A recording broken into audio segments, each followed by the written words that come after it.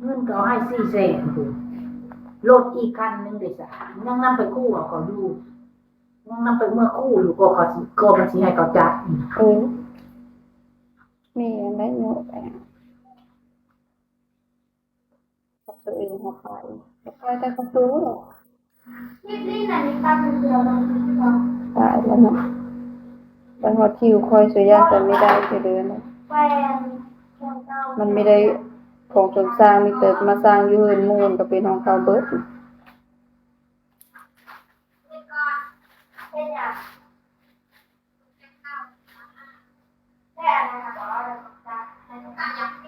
ีนี้บ่ได้เคยกินบักลำไยก็มากินเดือนเพราะปีนี้บ่ได้กินเพราะกินได้เยอะกินจนมาแซ่บพอแซ่บเสียงไปหมด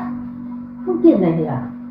คือมันจะเหมือนเป็นท่าหรือว่าเราบางคน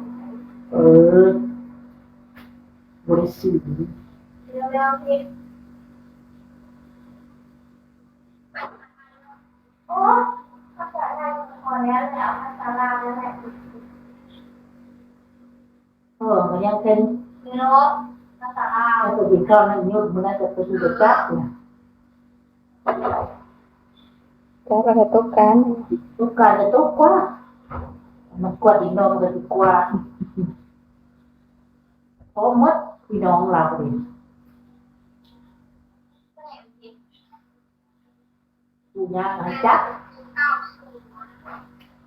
เบิ่งแบบมันบ่ได้ช่วยบายกินเอาเปลี่ยนไปเบิ่งแบบดูแม่คนใจต้องใจนั้นละลูกล่าบ่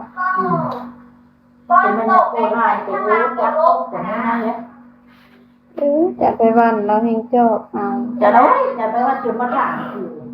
โตทั้งหลายโตได้จอบอันนี้ได้แล้วจุดมาถามกูบวงกูโป้ยแล้วจอบอันนี้ได้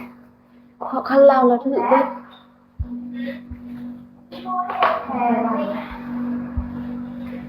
ตัวนี้ก็ห้องเลยเราเอง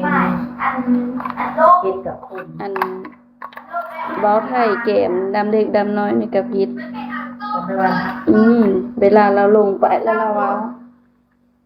ปันนี้อันแล้วก็เว้าเรื่องอันพี่เหลือประจ้างผลงานเป็นอะไรต่อบัดทางหลังมาแล้วเขาเลยว่าควันบัดลูกอันเด็กเอา2ผู้3ผู้ก็ยังมีพิษถึงเบิด